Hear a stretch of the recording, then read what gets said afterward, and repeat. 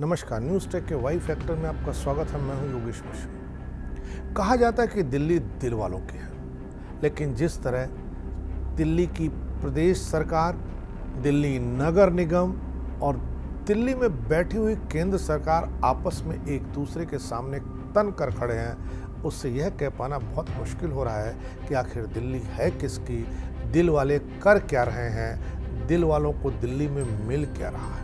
दिल्ली भारत की राजधानी, वही दिल्ली जिसे पाने के लिए नादिर शाह से लेकर मंगोलों तक ने क्या क्या नहीं किया। जो भी भारत में आया उन सबको चाहिए थी दिल्ली। दिल्ली के पाने का मतलब था भारत को पाना। शायद यही सोच करके दिल्ली को देश की राजधानी बनाया गया था। यही सोच करके दिल्ली में एक राज्य सरकार बनी। उसे लगा होगा दिल्ली में सरकार बनाने का मतलब हमारी दिल्ली।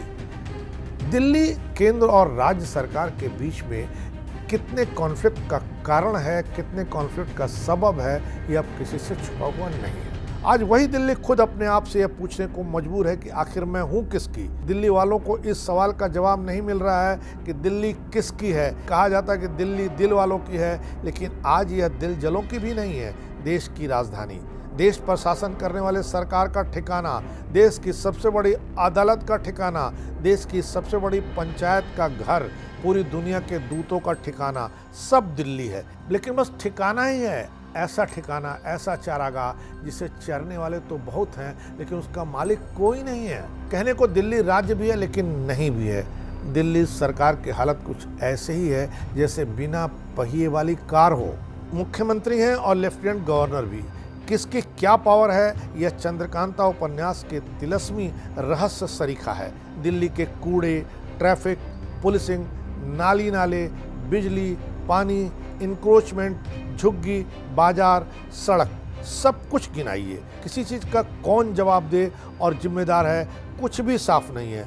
दिल्ली की सरकार, दिल्ली का नगर निगम, दिल्ली के विधायक, दिल्ली के एमपी, दिल्ली में बैठी केंद्र सरकार, सबकी एक ऐसी खिचड़ी है जिसे पंचमेल नहीं 56 भोग कहा जाना चाहिए। सबसे महत्वपूर्ण बात यह है कि वहाँ के एलिमेंट को 56 भोग खूब सुहाता है, क्योंकि वहाँ किसी की जवाबदेही और किसी की कोई जिम्मेदारी नहीं है। सब लोग 56 भोग का स्वाद ले सकते हैं, 56 भोग में रच सकते हैं, बच सकते हैं, पर जिम्मेदारी और जवाबदेही से बच भी सकते हैं। सब इधर से उधर धकेलने के खेल में जुटे रहते हैं। महान हैं, धन हैं दिल्ली वाले जो इस 56 भोग का रसास्वादन करते रहते हैं। ये है असली भारतीय स्पिरिट। फुटबॉल की तरह लाते खाते रहो और बस मेट्रो के धक्के खाकर बस यही बोलते रहो, दिल्ली तो दिल वालों की है। दरअसल ये दिल्ली वाले न घर के हैं न घाट के हैं। विधायक किसी और पार्टी का, कारपोरेटर किसी और पार्टी का और सांसद किसी और पार्टी का, अफसर किसी और सरकार के बंदे हैं। राज्य सरकार लाचारी और बेबसी का रोना रोए, केंद्र पल्ला झाड़े खड़ी रहे और अफसर मजा लेते रहें। उनको तो बस काम न करने का बहाना चाहिए। इनके बीच रही जनता उसे जो समझा दो समझ लेती है। क्या गजब हाल है। सीबीआई, ईडी, इनकम टैक्स, सेना, पीडब्ल्यूडी, रेलवे, जिसका नाम लीजिए उसका हेडक्वार्टर दिल्ली है। लेकिन इसी 3 करोड़ बाशिंदों के शहर में शायद ही कोई चीज़ दुरुस्त हो। अनगिनत बेसमेंट, गली मोहल्लों सड़कों पर बाट, शेल्टर होम में मौतें, दम घोटू जहरीली हवा, झुग्गी झोपड़ियों की भरमार, खटारा बसें, सेफ्टी सिक्योरिटी का कोई सिला नहीं। क्या चीज़ दुरुस्त है यहाँ, कैसी राजधानी है ये। दरअसल दिल्ली को सत्ता संघर्ष और पॉलिटिक्स ले डूबी, यह आज भी अनवरत जारी है। दिल्ली पर किसका शासन होगा और कितना, यह 1911 से बना हुआ है। 1911 में ब्रिटिश सरकार ने दिल्ली को अपनी राजधानी बनाया था। थोड़ा पीछे चलते हैं। अतीत में मुगल सत्ता का गौरवशाली केंद्र रही दिल्ली 1857 के बाद के वर्षों में एक आम शहर जैसी हो गई थी। उसका गौरवशाली अतीत बस यादों में ही बचा हुआ था। इसकी वजह यह थी कि 1857 के विद्रोह के बाद की जबरदस्त उलटपलट के बाद जब अंग्रेजों ने पूरा कंट्रोल कर लिया तो उन्होंने विद्रोह में वफादारी दिखाने के लिए पंजाब राज्य को दिल्ली गिफ्ट में दे दी। पंजाब ने दिल्ली को भी ढेर सारे गिफ्ट के बीच में एक किनारे सजा करके छोड़ दिया। लेकिन जब आधी सदी बाद अंग्रेजों ने अपनी राजधानी कोलकाता से दिल्ली शिफ्ट करने की सोची, तब दिल्ली की अहमियत लोगों को समझ में आई। 1911 में दिल्ली शासन का केंद्र बन गई। राजधानी निर्माण के शुरुआती दिनों में टकराव शुरू हो गया। दिल्ली में जवाबदेही और जिम्मेदारी किसकी होगी? वजह थी अंग्रेजों के बनाए तरह तरह के कानून, जिसके तहत कुछ इलाके नोटिफाइड एरिया थे, कुछ इलाके म्यूनिसिपल एरिया थे। झगड़ा वहीं से शुरू हुआ, आज भी जारी है। दिल्ली के प्रशासन को लेकर सत्ता संघर्ष और बहस आज़ादी के बाद भी जारी रही। 1951 में दिल्ली की स्थिति बदल गई, जब स्टेटस एक्ट के तहत शहर में विधानसभा के गठन की अनुमति दी गई। सार्वजनिक व्यवस्था, पुलिस, भूमि और नगर पालिका जैसे विषयों को केंद्र सरकार के पास छोड़ दिया गया। नतीजतन 1952 में दिल्ली को उसका पहला मुख्यमंत्री मिला। कांग्रेस के चौधरी ब्रह्म प्रकाश दिल्ली के पहले मुख्यमंत्री हुए। 3 साल में ही ब्रह्म प्रकाश तत्कालीन चीफ कमिश्नर और केंद्रीय गृह मंत्री के चलते तमाम तरह के विवादों से निराश होकर 1955 में उन्होंने मुख्यमंत्री पद से इस्तीफा दे दिया।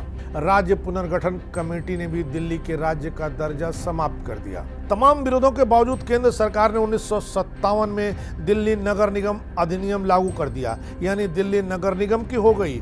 चूंकि असंतोष लगातार बना रहा, सो 1960 के दशक में नगर निगम की जगह महानगर परिषद बना दी गई। 1977 में महानगर परिषद का नेतृत्व कर रही जनसंघ ने दिल्ली को राज्य का दर्जा देने की मांग उठाई। 80 के दशक के अंत तक दिल्ली में पूर्ण राज्य की मांग इतनी तेज हो गई कि भाजपा के नेता मदन लाल खुराना की राजनीतिक रफ्तार इतनी तेज चल निकली कि उन्हें दिल्ली का शेर कहा जाने लगा।